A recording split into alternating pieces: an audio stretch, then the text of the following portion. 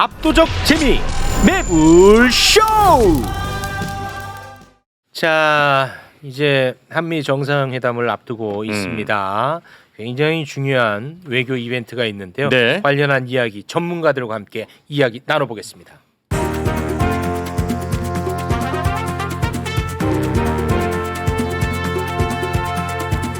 세계로 뻗을래요.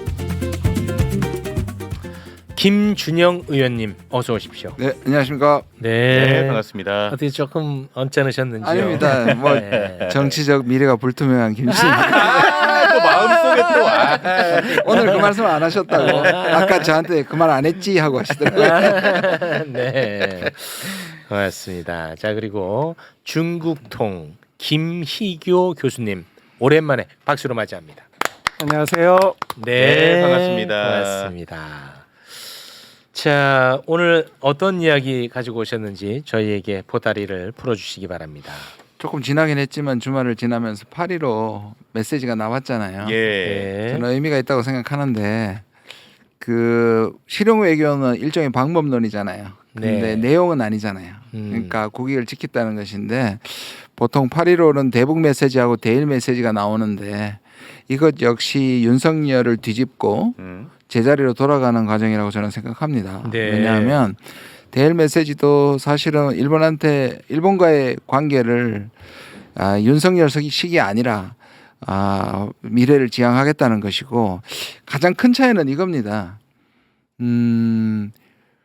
그 전제 조건을 삼지 않는 겁니다. 그러니까 윤석열은 전제 조건이 뭐든 다 일본한테 다 갖다 줘버렸고 다 퍼줬어요. 그런데 사실 문재인 정부 때도 투트랙이라 그래서 예민한 문제하고 둘이 분리한다 그랬는데 그때는 아베가 둘을 연결시켰어요. 아베가 전제 조건을 삼았습니다. 그러니까 한국이 위안부란 강제적 그거를 뒤집지 않으면 한국하고 아무것도 안 한다고 원래 전제 조건을 갖다 붙이는 것이 어이없게도 일본이었어요. 근데 그전에는 우리가 전제 조건을 많이 갖다 붙였죠. 네. 그런데 어찌됐든 윤석열 이후에 한일 관계가 좋아진 것은 그 받아들이되 예민한 문제는 두고 계속 지적을 하겠다는 것이고 이 전제 조건을 삼아서 아무것도 하지 않겠다고 한 것은 매우 실용적인 거죠. 왜냐하면 특히 미국에 의해서 지금 동병상련에 처해 있기 때문에 그렇지. 그렇죠. 게다가 이시바는 살아남아야 합니다. 자민당에서 나올 수 있는 최고의 우리에게 유리한 카드가 이시바라면 그래요? 예. 이시바는 대한민국 국익에는 굉장히 도움이 돼요. 그 역설적으로 이름만 그런 게 아니라 제가 지난주에 일본에서 만나도 일본의 야당 중에 진보적인 생각을 가진 사람들이 다 이시바가 살아남아야 된다고 얘기하고 있어요. 그래요? 역설적으로 이번에 참정당 있죠. 네. 제가 오늘 굉장히 놀라운 얘기를 일본 그 의원이 제 사무실을 방문해서 들었는데 예. 이 참정당 있지 않습니까? 이 극우정당. 일본에서 약진했던 극우정당이 있습니다. 이번 참의원 선거에 참정당인 네. 이름이 참정당. 이 사람 이 선거 운동의 반이 조센징 욕하는 거였습니다. 한 혐한을 부추기면서 약진했는데 예. 오히려 누가 도왔느냐 하면 뒤에서 조직표로 자민당 극우가 도왔습니다. 이게 뭘 말하냐 하면 자민당이 이시바가 밀어내기 위해서 참여원에서 승리하면 안 된다는 거예요. 역설적으로 해당을 해서 이시바를 몰아내기 위해서 자민당이 참정당을 밀어가지고 오히려 자민당의 패배를 가져오게 했다는 것이 지금 일본 내에서 얘기되고 있는 부분입니다. 그러면 이시바는 국민의힘의 그 조경태 정도 되겠군요. 그렇게 이해하면 되겠군요. 그럴 수 기반도 괜찮은데요. 아주 이해가 쏙 잘 되죠. 근데 이제 왜 그러냐 하면 조경태 정도. 왜냐면 두 가지 점에서 우리한테 그러면 오래 못 가겠네. 또 그렇게 되면 안 되는데. 오래 못 가겠어. 우리한테 왜 유리한 카드냐 하면 네. 일단 과거사에 대해서 열려 있습니다. 열려 있어요. 이번에 예. 반성 좀 하는 거 같아요. 특히 13년 만에 전쟁에 대해서 반성을 했죠. 예. 아직 식민지 우리 강제에 대해서는 아직 얘기하지 않았는데요. 네. 이 부분이 8월 23일 한일 정상회담에서 나온다면 좋죠. 문제는 이 당내 입지가 불안해서 이번에 나올지는 잘 모르겠고요. 아니 본인이 지금 위태위태한데 그런 메시지를 낸다고요? 지도 살아야 되는데. 근데 또 거기에서 저랑 비슷한 분이 한 분 계십니다. 이세작기 의원이라고 제가 만났는데 이분이 그 이시바가 스승으로 부르는 분입니다. 그러니까 당은 다르지만 이분이 이 한국에 가서 그 얘기를 해야 된다고 얘기를 하자. 그래서 직접 얘기하고 저도 똑같은 말을 이재명 대통령한테 보내자. 그래서 한번 만들어 보자 하고 했었습니다. 그런데 그 이시바의 대답을 처음 여기서 얘기하는데 충분히 알고 있다. 그리고 그에 대한 용의까지도 있지만 지금 말씀하신 것처럼 이게 나가면 안 되잖아요. 그 한 방에 그냥 날아가면 안 되잖아요. 내코가 적자다. 입지가 불안한데 그래도 왜냐하면 갓나오토 다마라든지 무라야마라든지 고노다모가 실질적으로 일본 정부에 나온 공식이니 이 자체를 두리뭉실하게라도 그 부분을 한번 얘기하는 게 좋을 거다. 그래서 이번에 되면 대성공이고 아니면 다시 한국에 초청했을 때 좀 입지가 조금 안정됐을 때 와서 선언하면 한일 관계 획기적으로 좋아질 거다라는 얘기를 지금 저도 뒤에서 노력하고 있습니다. 살면서 일본 총리를 걱정하는 그러니까 처음인 것 같습니다. 그러니까요. 지칠 떨어지면 야 이거 아주 저도 감당이 안 되는 새로운 경험입니다. 그런데 실제로 자민당보다 약간 높아요. 그러니까 자민당 지지도보다 이시바가 더 높아요? 조금 더 높아요. 그렇습니까? 그럼 조금씩 더 올라가고 있어요. 올라갑니까? 그리고 이번에 역설적으로 이재명 대통령이 감싸면서 만나주는 자체가 지지율을 끌어줘서 우리 대통령이 우리 이시바의 이 정권을 안정시키는 데 조금 기여할 수 있는 회담이 될 수도 있습니다. 그러니까 우리가 도움을 주는 거예요. 부채를 지는 거죠. 이시바가. 그러니까 한일 정상회담이 잘 성공하면 그럼 예를 들어서 이시바에게 도움이 된다면 우리는 뭔가를 줘야 된다는 거잖아요. 아니요. 만나는 자체도 조금은 도움이 되는 것 같습니다. 그것도 도움이 좀 그렇습니다. 됩니까? 지금 이재명 정부의 외교가 실용 외교를 표방하고 있고요. 이건 방금 김 의원이 말씀하신 대로 수단입니다. 그런데 실용 외교가 목표로 하는 것 중에 몇 개 있는데 그 중에 하나가 한반도 평화거든요. 한반도 평화의 관점에서 보면 우리에게 지금 이시바 트럼프 이 체제는 상당히 기회입니다. 기회요? 예, 이시바가 왜 기회냐면 이번 참의원 선거에서 방금 말씀하신 대로 참정당이 2석에서 15석으로 급격히 치솟았거든요. 그 극우 자민당 내부에서 극우가 참정당 쪽으로 가버렸어요.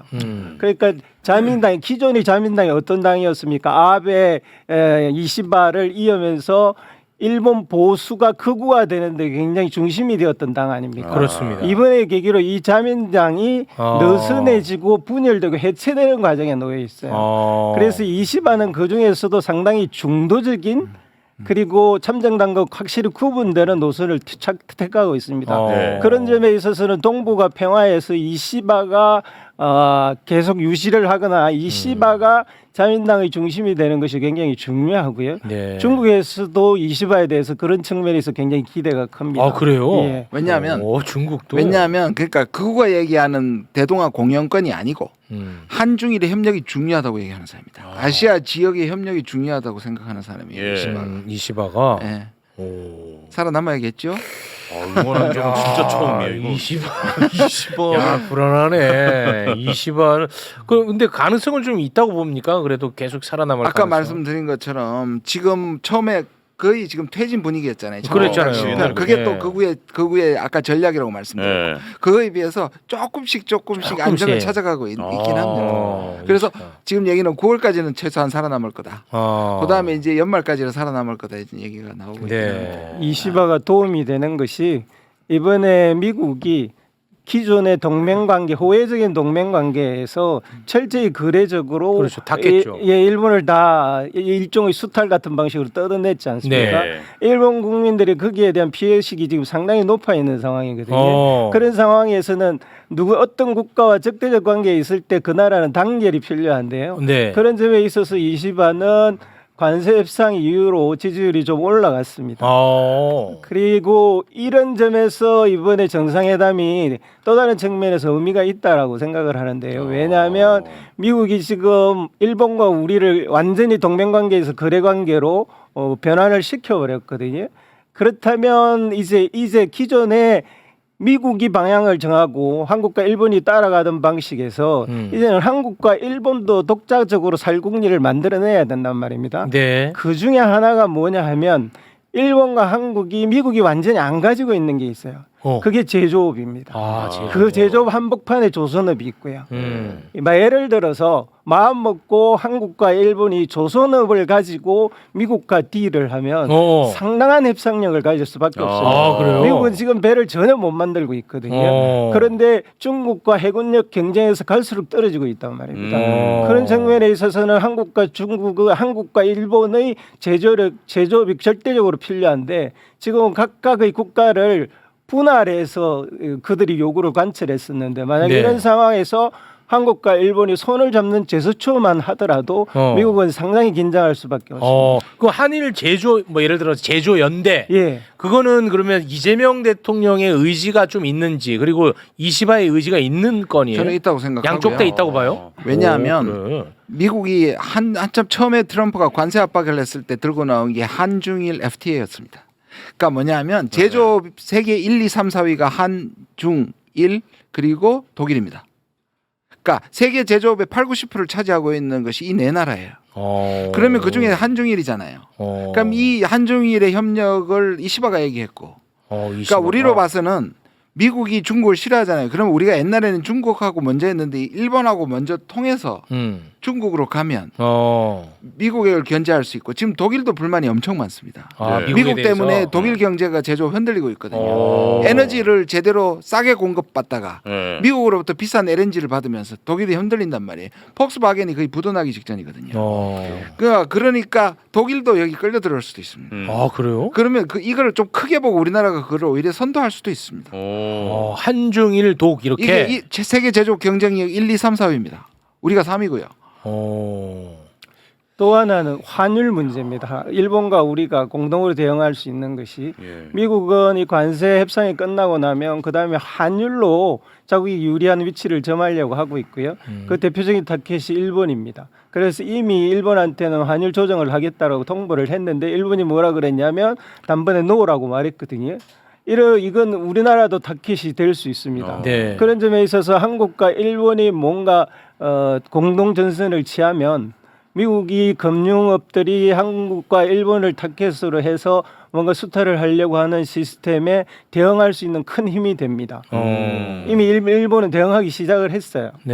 그런 점에 있어서는 우리가 이전에 일본과 우리는 미국 중심으로 군사 협력만 생각했기 때문에 일본이 우리의 적이었지. 그 이외에 지금 전혀 새로운 판이 열리고 있는 이 판에서는 미국이 거래적 관계에 공동으로 대응할 수 있는 하나의 이국 국가로서 역할을 충분히 할 수 있는 기회를 노려야 됩니다. 이 완전히 그 새로운 질서가 확립되는 판이 바뀌고 있는 겁니다. 실제로 이 판을 바뀌게 만드는 게 실제로는 미국이잖아요. 그 트럼프지. 미국이 계속 신뢰를 잃고 약속을 어기고 동맹들을 괴롭히니 자연적으로 이렇게 만들어지는 거예요. 그러면 만약에 진짜 이게 현실화 된다면 그때는 또 트럼프가 생각이 바뀌겠죠. 트럼프 그때까지 살아남아 있겠습니까? 제 말은 이제 정권이요. 정권이. 이게 뭐 1, 2년에 이루어질 수 있는 건 아니니까요. 만약에 그렇다고 해도 그러면 우리는 이제 양손에 떡을 다 쥐게 되는 거죠. 외교는 옵션이 많을수록 좋은 거죠. 그렇죠. 근데 이 윤석열은 2개밖에 없었잖아요. 미국하고 일본밖에 없었잖아요. 실제로 지금 이제 그 옵션을 계속 늘리는 것이 실용주의의 기본입니다. 그럼 그런 차원에서 이번에 이시바를 23일에 먼저 만나는 거는 굉장히 친의 한 수라고 저는 생각합니다. 그런 차원이군요. 그리고 일본이 그러면 그 트럼프는 기분 나빠하지는 않아요? 근데 지금은 기분 나빠할 게 남아 있죠. 뭐냐면 아까 그것도 있고요. 근데 일본이 결정적으로 갖고 있는 게 또 채권이에요. 중국과 함께 일본이 갖고 일본민 마음만 먹으면 채권 시장을 풀어버리면 지난번에 중국이 채권 풀으면서 꼼짝을 못했잖아요. 세계에서 채권 보유국이 미국 채권 보유국 1, 2위가 또 일본이에요. 일본이에요. 그 장점이 있고요. 그다음에 미국이 일본을 지금 계속 괴롭히는 것 중에 하나가 바로 그겁니다. 우리하고 지금 같이 공동 정선해야 되는 게 투자금. 투자액을 우리는 3,500억 불, 일본은 5,500억 불이잖아요. 트럼프가 상상하는 거는 뭐냐면 그만큼 돈을 갖다 넣으라는 게 자기 책상에 5,500억 불하고 3,500억 갖다 놓으면 이 돈 가지고 자기가 투자하고 남으면 10%만 떼줄게. 이게 트럼프가 그렇습니다. 생각하는 투자인데 일본하고 한국에서 그게 아니라고 얘기하거든요. 기업들한테 물어봐야 하고 기업들의 투자를 가지고 우리는 보증해 준다. 근데 일본은 지금 관세도 얻어맞고 관세도 2.5% 더 얻어맞은 데다가 이 투자금 때문에 괴로워하기 때문에 이 투자금을 한국과 유럽과 일본이 공조해서 트럼프 방식대로 안 되도록 사실 공조를 해야 될 이 분야입니다. 혹자들은 우리나라 과연 미국과 중국 그와 같은 강대국을 상대로 그런 패를 누릴 수 있을 것이냐라고 생각을 하는데 네. 대표적인 네 가지 싱가포르를 예를 들 수 있는데요. 싱가포르이 이 미국의 거의 무역 흑자국 중에서 거의 유일하게 관세를 10% 받은 국가입니다. 그 이유는 미국도 중국도 싱가포르를 함부로 대할 수 없는 지정학적 위치부터 중립적인 스탠스를 취하고 있어요. 예. 사실 싱가포르의 종합국력은 우리보다 한참 떨어지거든요. 우리도 지정학적으로 싱가포르 못지않은 지정학적 위치를 가지고 있고요. 그렇죠. 전략적으로 그렇습니다. 네. 따라서 우리 자꾸 트럼프 신기를 맞추는 데만 급급하는데 트럼프 신기보다도 훨씬 더 중요한 것은 예. 근본적으로 그 국가가 가지고 있는 자국의 힘에 대한 신뢰예요. 우리는 어느 국가보다도 뛰어나게 가지고 있는 게 뭐냐 하면 지도자를 중심으로 60% 이상의 국민들이 지지율을 가지고 있는 나라가 거의 없습니다. 지금 싱가포르가 그래요. 싱가포르는 거의 80% 정도 되거든요. 정부가 결정하면 온 나라가 뚫뚫 뭉쳐갖고 네. 대응을 하기 때문에 싱가포르 같은 국가는 함부로 대하기가 힘들어요. 아 그래요. 예. 아니 그러면 그런 한미 게 정상회담까지는 우리 이재명 대통령 싫어하더라도 그래요, 그 지지율 그래요. 좀 올립시다. 힘을 좀 실어 줍시다. 아니, 그러니까 국익을 위해서 예. 내가 뭘 선동하는 게 아니라 국익을 위해서 한번 합시다 좀. 외교 중요하니까. 저는 두 손뼉이 마주쳐야 되는데요. 네. 하나는 국민이 그렇게 밀어줄 그래, 것이고요. 밀어줘. 그다음에 지도자가 한번 쉽게 표현하면 땡깡을 부려봐야 합니다. 그러니까 뭐냐 하면 이게 트럼프에 대해서. 그러니까 트럼프에 대해서 맞서봐야 그 국민이 지지를 할 거 아닙니까? 근데 지나치게 지금까지 관료들의 이런 일종의 관성 때문에 네. 미국이 원하는 걸 압박으로만 생각하고 지금 말씀하신 것처럼 그냥 좋은 게 좋은 거로 넘어가는 순간 실용적으로 그렇게 해야 될 때도 있지만 우리가 말하는 마지노선을 만들어 놓고 이거는 안 된다. 난 국민한테 물어봐야 된다 하고 그냥 그대로 버텨야 된다. 그걸 보여주면 저는 우리 국민들 다 지지할 거라고 보거든요. 그게 네. 호주나 캐나다, 멕시코 지금 말한 싱가포르까지 다 증명이 된 거잖아요. 그럼- 근데 우리나라나 일본은 지금까지 미국한테 너무 의존돼 맞아요. 있어서 예. 그런 땡깡을 부려본 적이 없어요. 땡깡 부리면 또 트럼프가 깨갱할 때도 있어요. 지금 그런 경우가 보이니까요. 아. 그거를 트럼프가 그러리라고 생각하지 말고 국민들이 힘을 받기 위해서 한번 여론이 근데 뒷받침돼야 돼. 그렇죠.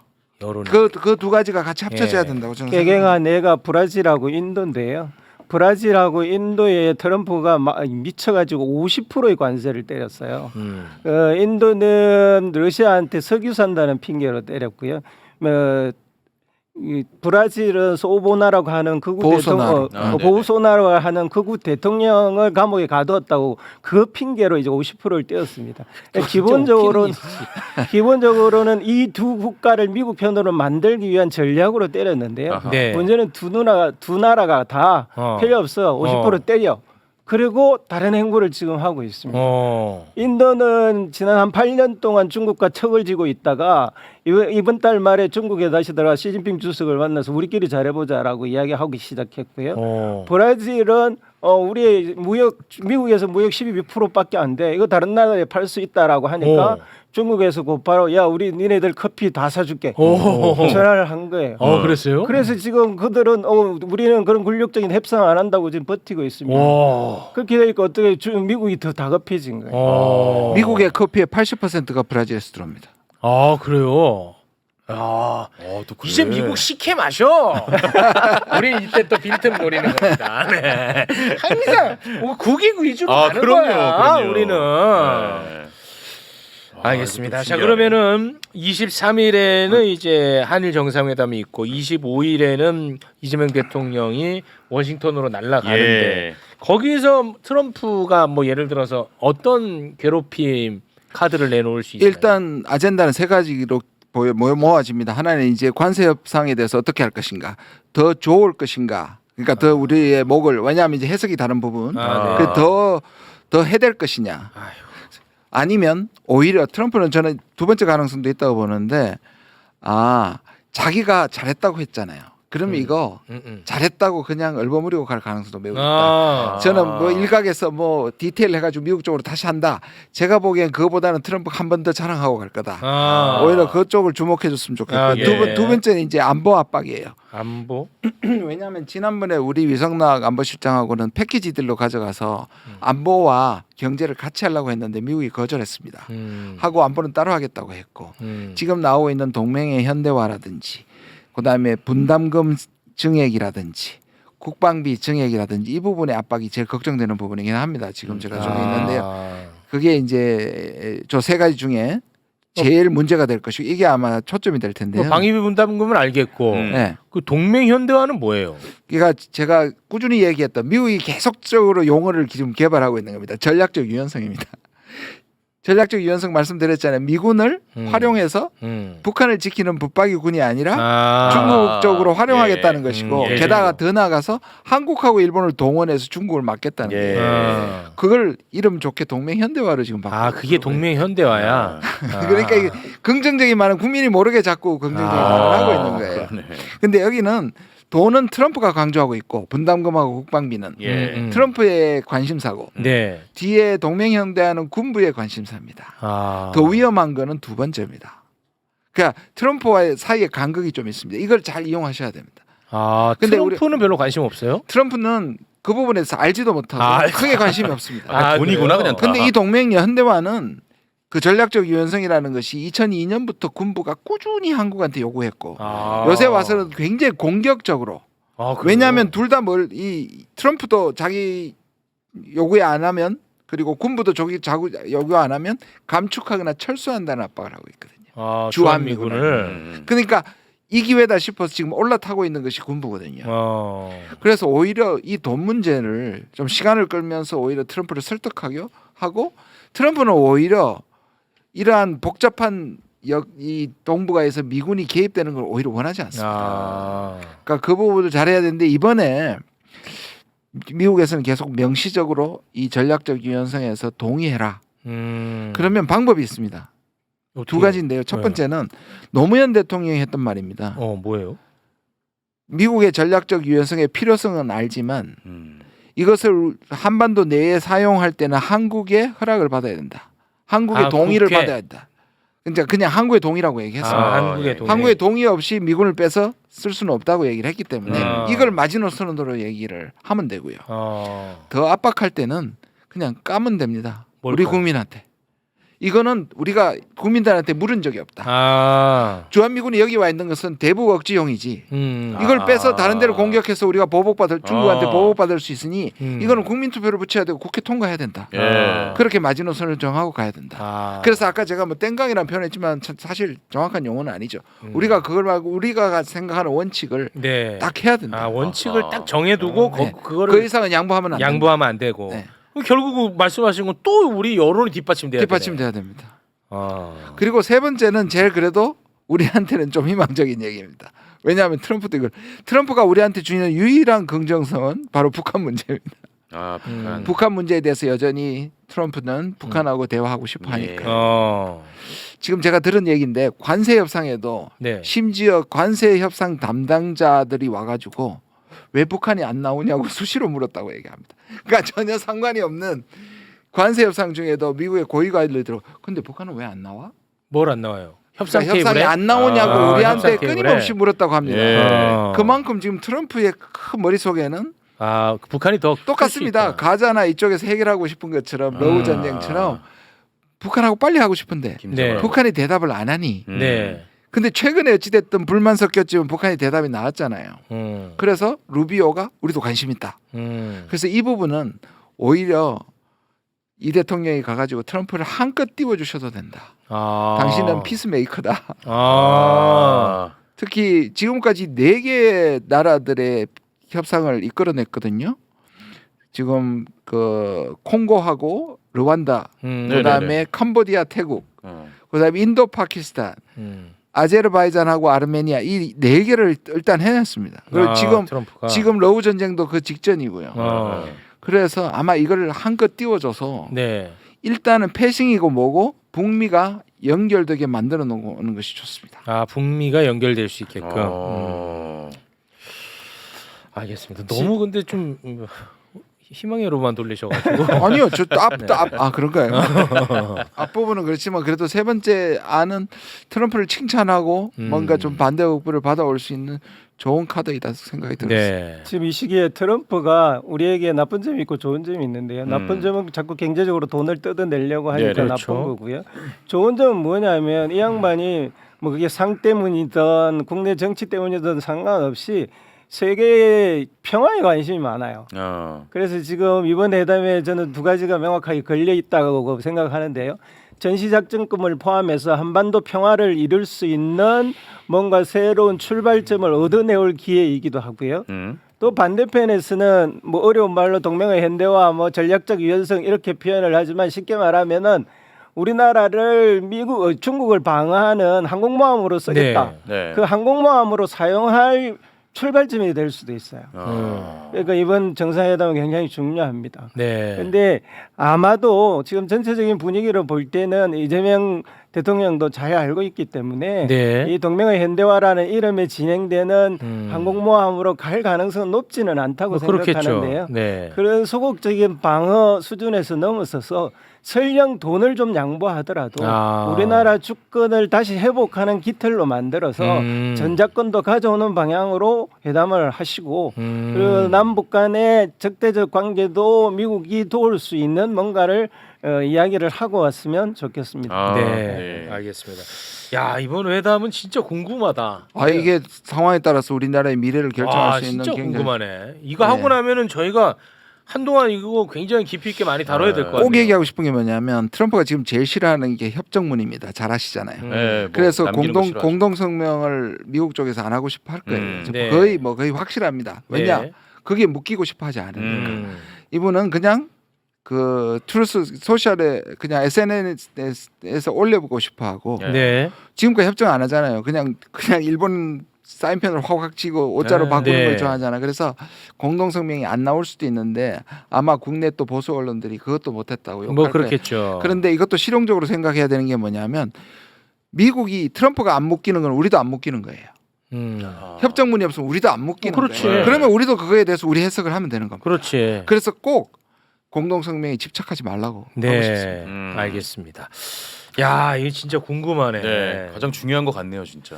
마지막으로 한 말씀만 더 드리면 이런 회담을 앞두고는 우리나라 언론 중에서 일부 보수 언론이 트럼프 편에 서서 계속 지속적으로 미국이 정당하고 미국이 이기니 미국 편에 서야 된다. 이런 메시지를 굉장히 다양한 방식으로 퍼뜨립니다. 그러니까요. 그러니까 뭐 예를 들면 이번에 고든창이라고 미국의 극우 중에서도 극우입니다. 그런 사람의 말이 되는 건 아무것도 없어요. 네. 그런 사람을 끊임없이 미국이 이렇게 말했다라고 한국 언론에 실어줘요.